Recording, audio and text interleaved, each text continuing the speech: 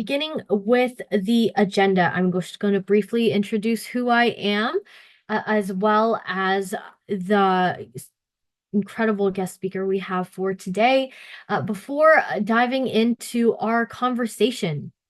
Today, we'll be talking about a very important theme, which I will introduce in a moment. Before introducing our resource that will be featured in today's webinar as well. And then finally, you'll have an opportunity to share some of the questions or concerns you may have regarding our topic for today. Before we begin, I'd like to start with a land acknowledgement based on where I'm from, and that happens to be Markham, Ontario, which is also the traditional territory of 5 Indigenous communities, including the Haudenosaunee, the Wendat, the Anishinaabe, the Mississaugas of the Credit First Nation, as well as the Mississaugas First Nations. And this land is part of the Williams Treaty of 1923. This map on the right side of the screen here shows you a visual of the territories that I'm talking about. So it's very interesting to see kind of the overlap, and just help students visualize what exactly we're talking about in a land acknowledgement. And so if you're here with us for the first time today, my name is Melissa and I am a regional education coordinator at Elections Canada. And I'm happy to know who you are. So if you are able to, and no pressure if you aren't, please do share the school you come from, the grades you teach, what you teach, and maybe even something that made you smile today. I know it's the beginning of the term and, well, beginning of the school year, and it can be a hectic time. So it's always nice to have that little reminder of little things that make you smile and keep you going throughout the day. So as you're taking some time to think about what that might be and introducing yourself in the chat function as well, I am very happy to introduce to you my incredible colleague, Miss Ashley Nurmela, who's also our guest speaker for today.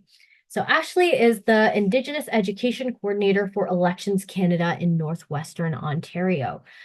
Based in Nipissing, Ontario, Ashley Nurmela is a member of the Red Rock Indian Band. Previously, Ashley worked as a First Nation, Métis, and Inuit community liaison for the Lakehead District School Board.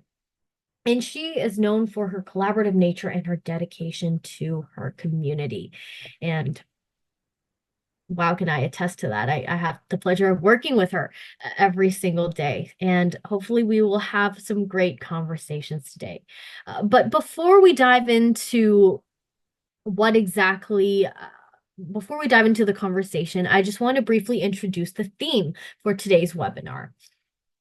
So if you were following in previous webinars, we started with the context. So that question is, who are Indigenous people? We know this is a huge topic, so we barely scratched the surface, but we did have a chance to talk about some of the history. And now 2 weeks ago, we had our second session talking about how have Indigenous people taken action. So how have Indigenous people experienced the oppression they were put under, and how did they respond? And lastly, for our final session today, we will be talking about us as educators. What can we do to support Indigenous people and really make a difference in our work as teachers as well? And this is a very timely discussion. As you know, the National Day of Truth and Reconciliation is just coming up right around the corner. And of course, this doesn't mean our work is limited to this time, but it is a very timely subject matter, and I'm very excited to talk more about that today. Okay, that was a lot of me talking, but Ashley, I just want to start with a question. Yeah. In recent years, we've heard the term reconciliation quite a bit, and we've become quite familiar. Now, the meaning of the word may not be as clear to people as much as we do hear it. So that's one. So talking about reconciliation, but another word that I've come across lately is reconciliation. And so, Ashley, if you may just explain to us the difference between these two words and what they mean to you. Yeah, for sure. Thanks for having me. I come to you from the Robinson Superior Treaty area. That is my traditional territory. Again, Melissa mentioned that I'm in Nipissing, Ontario, and I'm a proud member of the Red Rock Indian Band. So that's where I come to you from. So reconciliation, the actual definition of it is the restoration of friendly relations. So like friendships, business relationships, contractual things. So that's reconciliation. That's the actual definition of it. Indigenous people are like when a term is coined and being used, it sometimes can take on different meanings for different people. And I feel like in some cases that word reconciliation has just become like a word people say to kind of, bring attention to what they're doing. It doesn't necessarily mean they're doing anything. However, that's not to say they're not either. Reconciliation is when you're doing something specific to reconcile, but it's also an action. So I don't know where the term came from. It's not actually a definition that you could find the meaning of somewhere, but it's something that we've been doing out here in the north quite some time. It's reconciliation. It's being an active member in reconciling with the communities, with non-Indigenous people, just rebuilding those relationships, but with actionable things. So, it's kind of like, making sure that our allies are also supported while they support us kind of thing. It's really it's an actionable item. That's great. And I love what the word brings. It really challenges us to think about what reconciliation means to us and how that's been played out or not played out. And so I really do like the word and what it does to help us reflect as we're doing this work. I'm wondering, Ashley, if you can give us uh, a practical example of what we can do as educators specifically. We work with students, and of course, there's some things that are required to talk about in the curriculum, but how do we take this further and really support this idea of reconciliation? Yeah, and so I think that there's a lot of things that educators can do, educators support staff, um, even administration, and higher up, all of that can really be active in being an ally and supporting reconciliation and reconciliation. So when you're referring to reconciliation and you're specifically talking about the TRC, you always want to talk about the truth, and never drop the truth when you're talking about truth and reconciliation, because if you don't acknowledge the truth, you're not actually reconciling from the very beginning, right? So, like, yes, this happened. Yes, it was not okay. And now we're going to move forward. So how are we doing that in a good way? And so when you're in your classrooms and you're teaching about things that are very difficult, residential schools, 60 scoop, the things that happened in the residential schools and so on and so on, you're going to want to be mindful about who's in your classroom and what their families may have gone through to get to where they are today and what that looks like, and intergenerational trauma, and keeping that all up. But at the same time, encouraging your students, like, while you're teaching this stuff, you're not you're not the one that did it. However, you are the one tasked with teaching it in a way that it doesn't cause further harm. And that's difficult and that can be uncomfortable. So, for instance, if you're reading a book because you're teaching NBE, and it says the word Indian in it, don't sugarcoat it. Say the word Indian in that book. It's intended to be that way.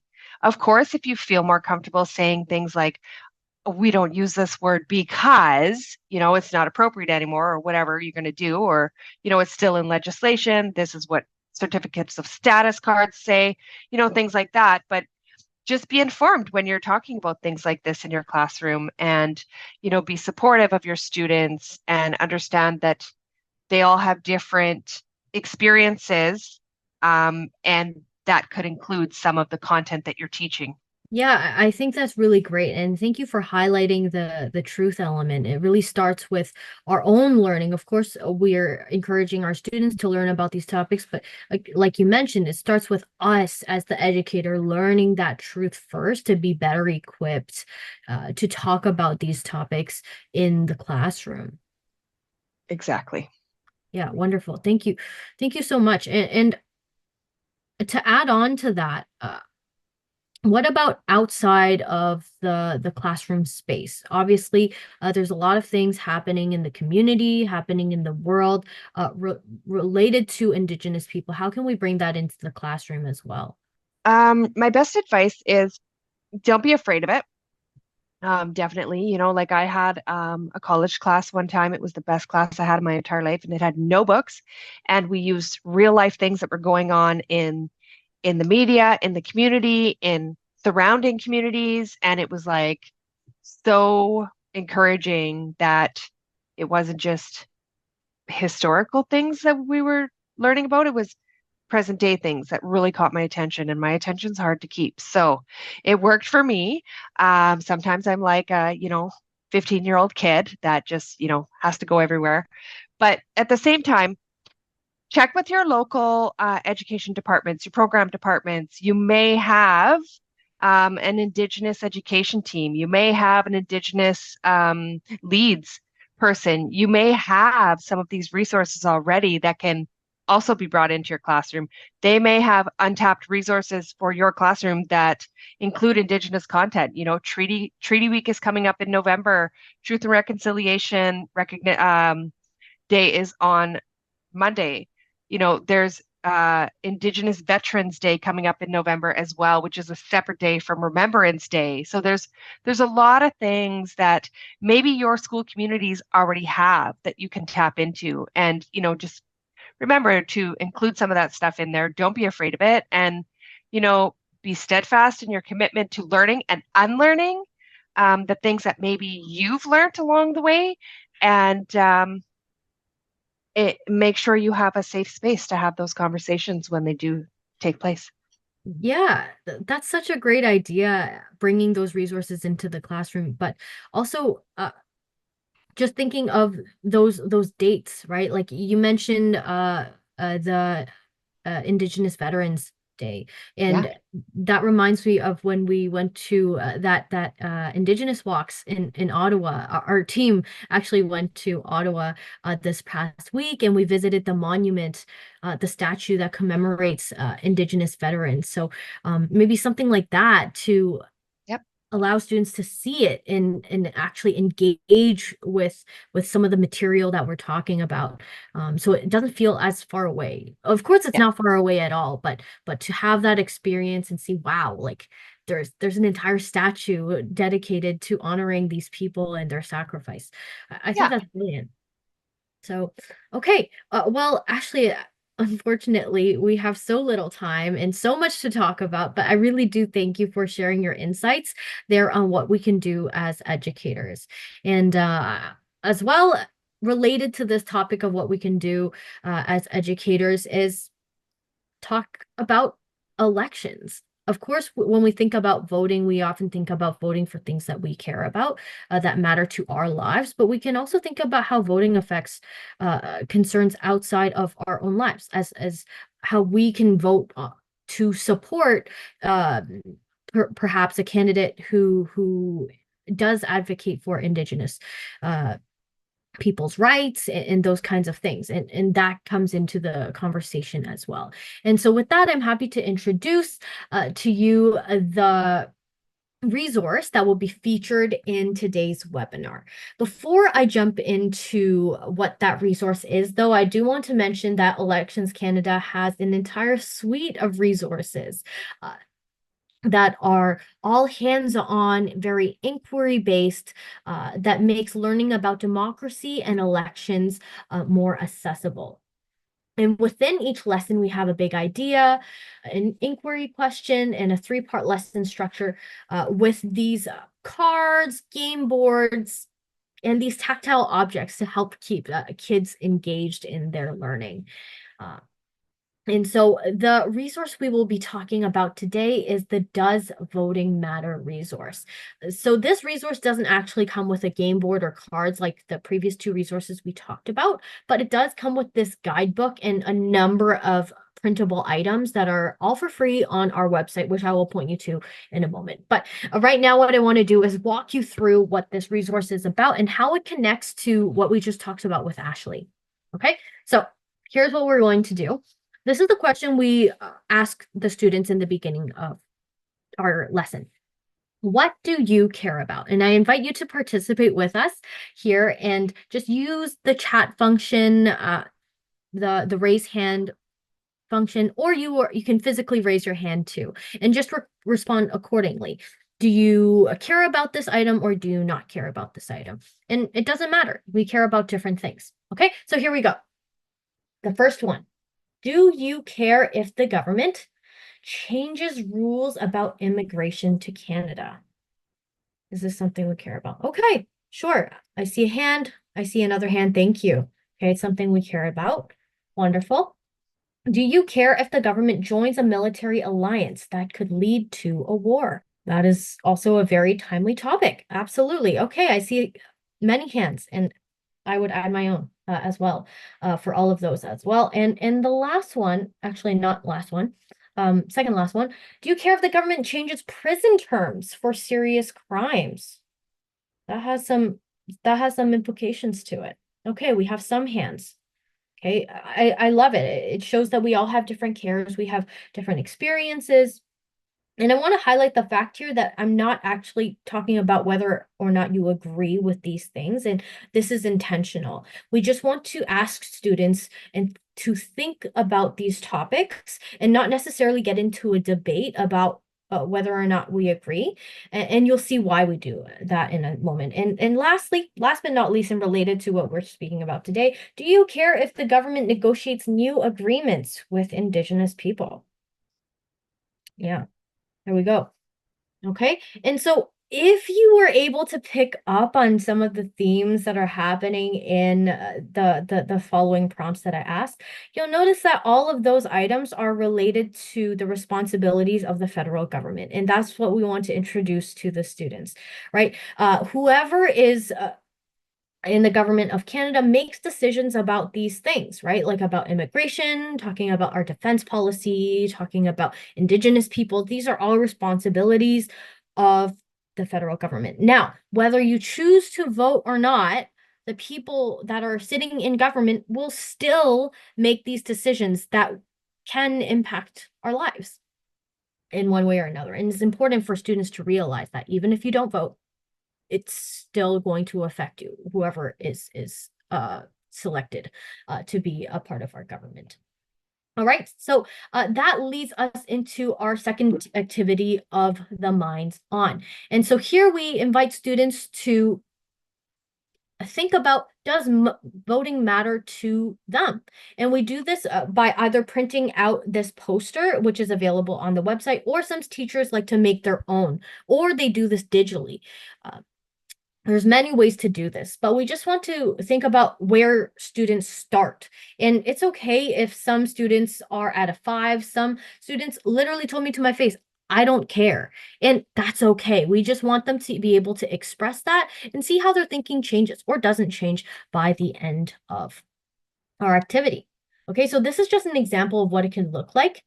There's also ways we can do this to make it anonymous as well, but that is again up to the choice of the teacher.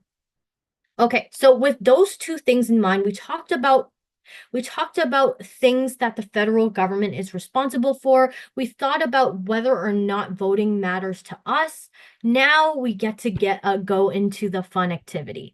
It's going to be a voting simulation. Of course, we're not going to use any of the real political parties in Canada because Elections Canada is nonpartisan, but we do have alternatives that are a lot more fun, in my opinion. So we have the Zombie Party, we have the Captain's Party, the Wizard Party, and my personal favorite, the Dinosaur Party.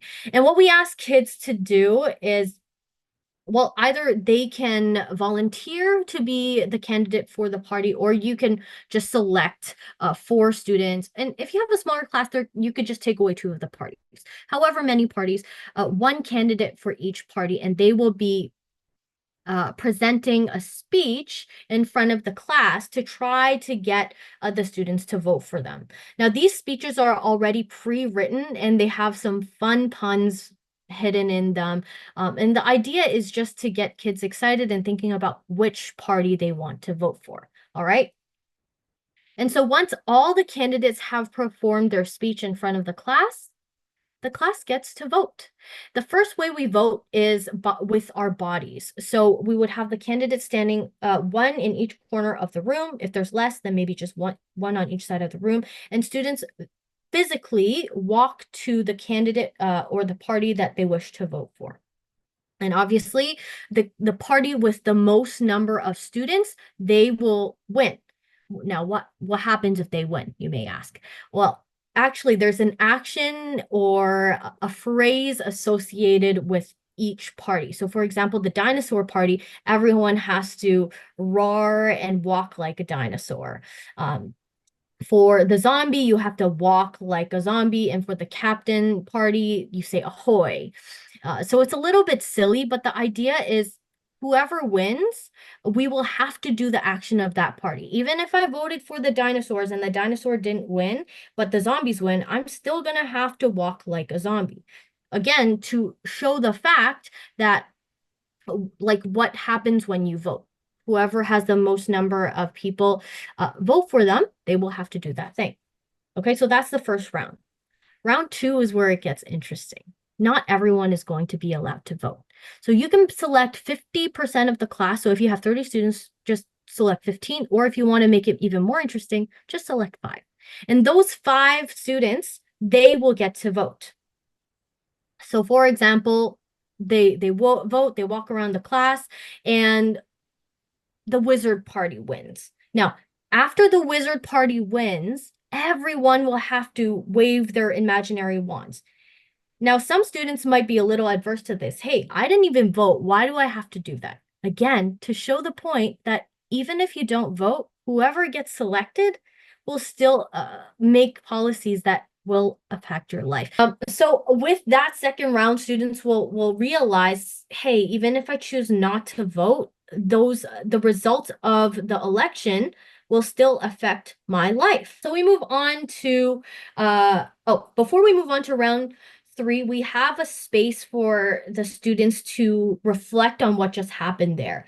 And for the voters, we ask, how did your vote affect the election? Obviously, when there's a smaller number of voters, each vote counts a lot more, right? Like their power is, the power of each vote is a lot more consequential.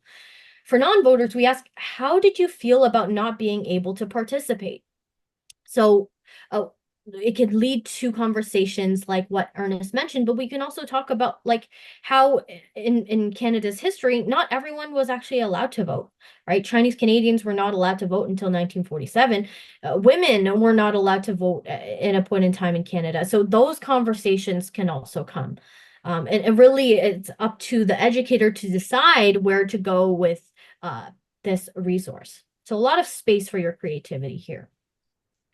Finally, we have the secret ballot. And if you've noticed in the first 2 rounds, both of those students vote with their bodies. So it's not secret. Everyone can see where everyone is going. So potentially, students may be influenced by seeing where the majority of students are going or their friends are going. So we introduce now the ballots. So just like a real election, they would go behind a screen, they would vote for whoever and then put it in the ballot box.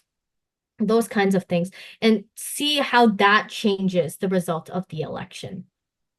So this, we can talk about the safeguards that are put in place. Why is it that in Canada we don't physically vote with, well, I mean, for obvious reasons, that would not be very efficient, and for privacy reasons, of course, but just talking about the safeguards that are in place in to keep Canada's elections safe.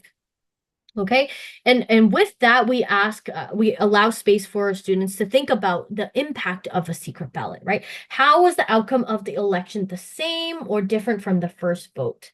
And did you vote differently knowing that your ballot was a secret? Why or why not? So these are great questions for students to talk with a partner and then discuss in a class. Again, how you want to do this depends to your style and the nature of your classroom.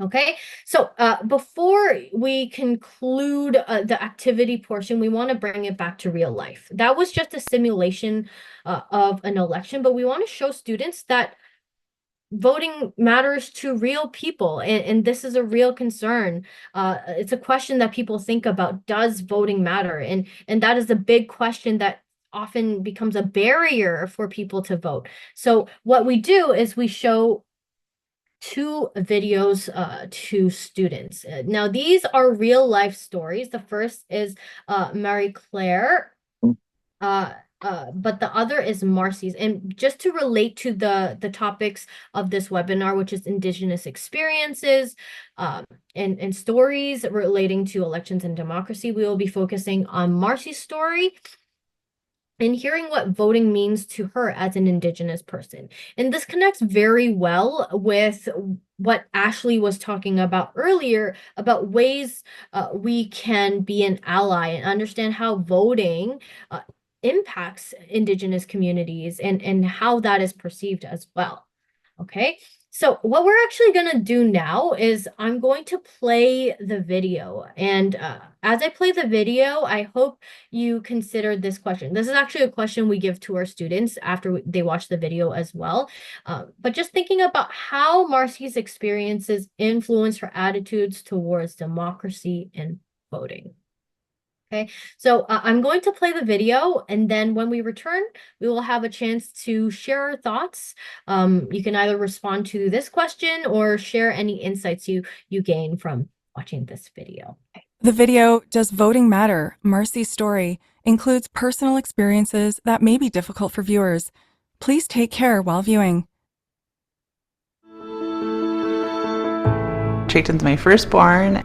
He's very wise for his age. I'm Trayton, this is my mom, Marcy. I feel like I was raised a bit different than my mom because, well, I was born in the city, and that's where I kind of grew up.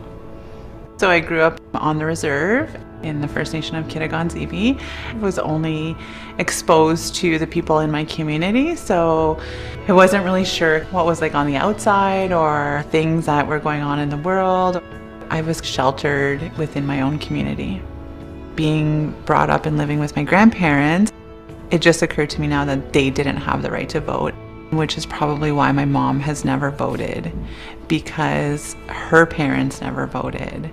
And so really, I'm the first generation of my family to go out and vote, which is quite surprising. My mom voted like 4 years ago. Yeah, so my first time voting was 4 years ago. Like, it was a big thing for me to like wrap my head around and try to understand how people vote in Canada, and how can you vote for someone that you don't know, that doesn't live down the street from you. And I looked for things that focused on First Nations issues, and that's how I was able to make that connection. I thought it was going to be this big process, but it was actually, I just walked into this room and I thought I was so special.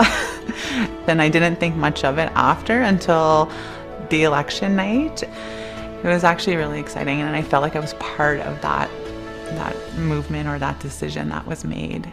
Lots of teenagers right now don't think about voting, and if like a parent or someone at the school were to come in and talk to them about voting, it'd probably help a lot. Ask your friends' parents, ask your own parents, like ask anyone really, and they'll be able to share their story with you as well. My hope is that more youth get involved, and that Trayton, feels that this is a right that he has, and because we live in Canada, he does. And so that's something very powerful, and I really feel that youth may not feel that they're part of that, but they really are. Because like, we're all part of this country, and we're all gonna make a difference. This video has been developed by Elections Canada as part of an educational resource for secondary students. For more information, visit electionsanddemocracy.ca.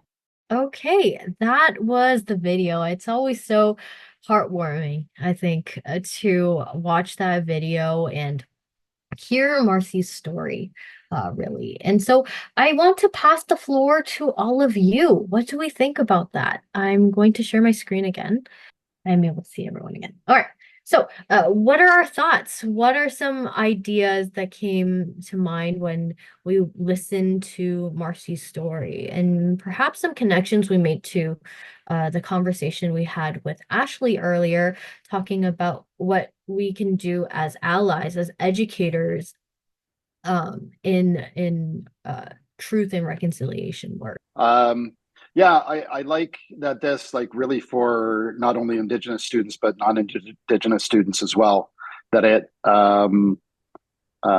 helps to emphasize the how special it is to be able to vote, right? That there are many people who weren't always allowed to vote, and like like you said, it is very touching to hear Marcy talk about that was her first time voting.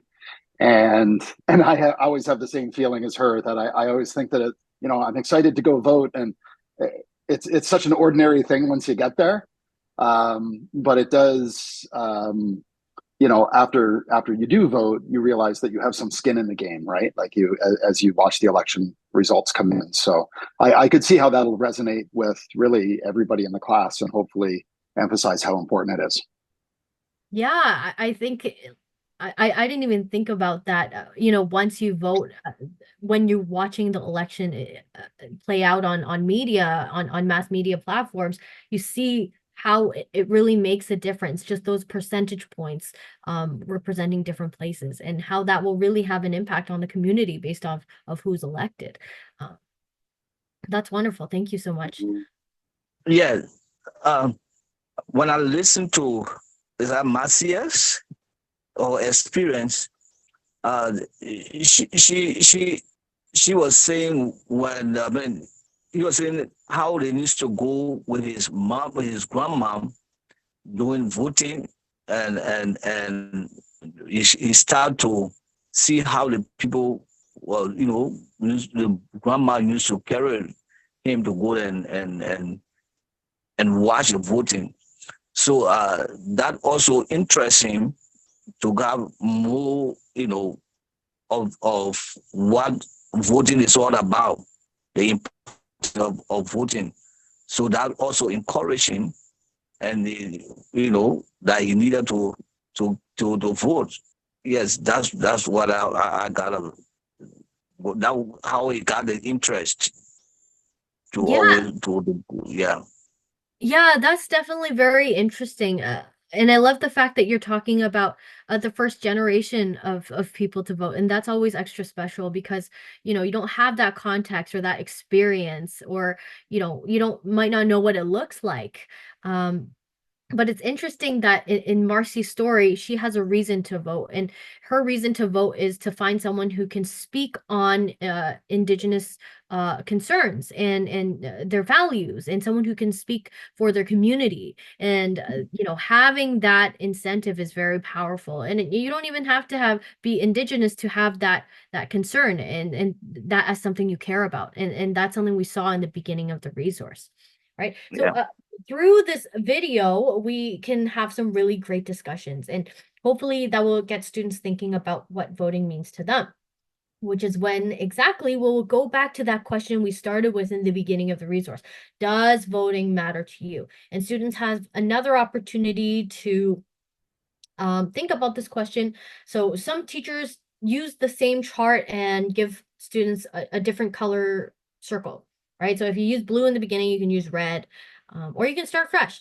And for some students, maybe they didn't change their mind, and that's okay, right? It's a journey, and people have the choice. They still ultimately have the choice to choose to vote or not. But it's just a moment to let them think about what those activities meant to them, and in shaping their learning as well.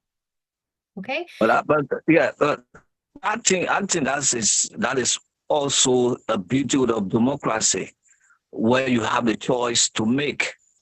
And when you when you decide to vote, you vote. But sometimes people uh, vote based on the platform. Mm, Yes, so people vote based on the platform, and sometimes when you look at the platform and think that it is not suitable for you, and so what they do is, oh, look, I don't think I should go about the vote, which of course is the democratic right of those who want to vote and who don't want to vote. That's what I say. That's the beauty of democracy. yeah, yeah, I think that's a great point. People do have the choice, and it's okay to make that clear to students too, but also showing them that, even if you don't vote, the results of the vote will Which, potentially affect your life as well. mhm, mhm. Mhm. Yeah, Yeah, yeah. so that's great. And so sharing that information, having that discussion, but we also conclude our program here with a reflection. And there is a thinking guide that you can print. You could use it as an exit ticket, give it to students for homework, or just have them finish it in the room. Whatever is most productive for your classroom, and students get to think about, what they learned. If they still have questions, this activity sparks so many different questions, and for some kids they never even thought about it before, so it's a great opportunity to allow them to ask those questions.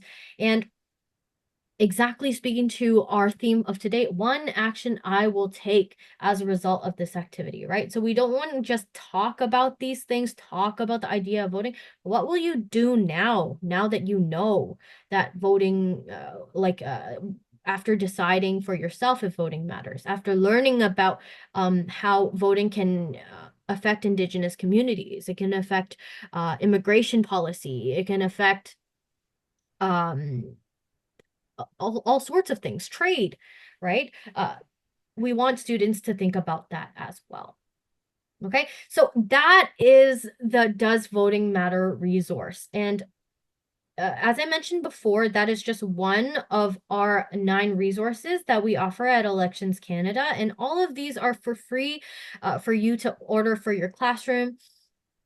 We in our first session we talked about voting rights through time. Second session we talked about civic action then and now, and today we talked about Does Voting Matter.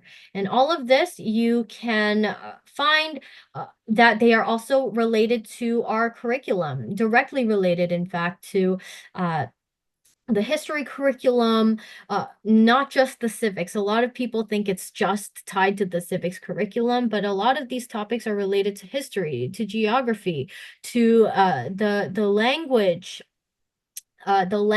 program, as well as the new MBE course, as Ashley mentioned. So there is a curriculum connections tool that you can use to see which one relates to the course that you are teaching. And lastly, I want to point you to the website that you can find all of these resources. There's also supporting videos to help you in teaching using this resource in your classroom, and you are able to order all of those things on this website too. Okay. And another part of our program is we offer classroom demonstrations. So what that means is I would come into your classroom and demonstrate the entire resource for your class. And you would sit back and look at how I demonstrate the resource. And for the next time you use the resource, you can adapt it to however you think best works for your class. And if that is something you're interested in, please don't hesitate to email me. My email is right here at the bottom of the page, melissa.chan@elections.ca. And I'm happy to discuss this further about how I can come into your school and do classroom demonstrations or even a professional development session. So with that Yeah, said, let me get it. Let me yeah, can I get that email yes, so I absolutely. can, yes, let me I can get it quick. also put this into the chat as well. Now with the time we have left, I want to open the floor to questions. It could be about the resource. It could be about anything we discussed in our conversation. And Ernest, in our conversation prior to talking about the resource, we talked about how we as educators can be allies to our Indigenous communities. and what we can do to really make an impact, as opposed to just talk about it, right? What are the tangible actions we can do? So the floor is yours to anyone who wishes to share an idea or a question that they may have. Okay, thank you so much. So I do see that we are exactly at 8, so I do want to honor our time. Thank you so much for joining us today for such a wonderful session. What a great way to end our webinar series. I want to thank Ashley for being with us for the 3 sessions, as well as all of you for taking time out of your busy schedules to be here with us today. All right, so enjoy your evening, and I look forward to the wonderful work that you continue to do. Thanks.